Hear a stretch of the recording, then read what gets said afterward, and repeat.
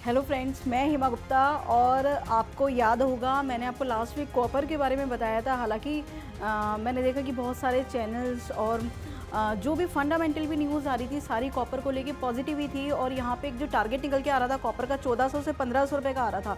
But मैंने आपको कहा था कि कॉपर में एक गिरावट नज़र आती है अभी, और कॉपर नीचे ही जाने वाला है। आप देखेंगे कि आज का जो रेट है, आज का जो प्राइस है, वो हम 1100 रुपये के अराउंड उसे देख रहे हैं, 1130 और 40 रुपये के अराउंड। तो कहीं ना कहीं 15% का करेक्शन ऊपर से आया है कॉपर के अंदर। और मुझे लगता है कि यहाँ से अभी थोड़ा करेक्शन और बाकी है।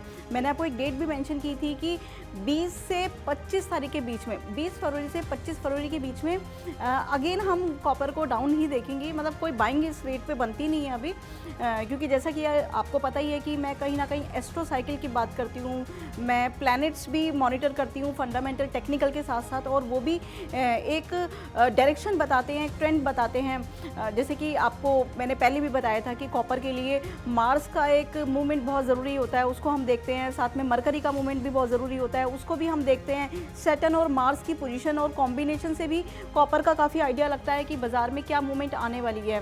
तो ये जो समीकरण है, ये जो प्लैनेटरी पोजीशन है, वो अभी नेगेटिव साइड ही बता रही है।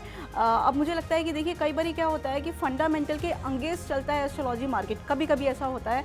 लेकिन उसमें मैंने देखा है कि 90 क्या, मैं तो ये कहूँगी मोर देन 90% प्लैनेटरी पोजीशन के अकॉर्डिंग ही बाजार मूव करता है, और फंडामेंटल वहाँ पे उस अकॉर्डिंग फिर रिएक्ट करने लग जाते हैं। जब एक बारी बाजार में मूवमेंट आता है, रिवर्सल आता है, तो फिर फंडामेंटल भी उस अकॉर्डिंग ही उसी तरह की न्यूज़ आने लग जाती है। बाजार में लोग वैसे ही बात करने लग जाते हैं, वैसे ही ट्रेंड भी सेट हो जाता है मार्केट का।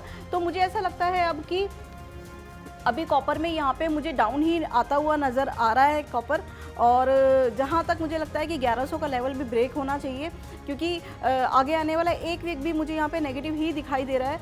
वहाँ पे एक बाइंग बनती है, बाइंग का भी मैं आपको बताऊंगी कि किस रेट पे बाइंग बनेगी। तो अभी फ़िलहाल स्टे शॉर्ट इन कॉपर।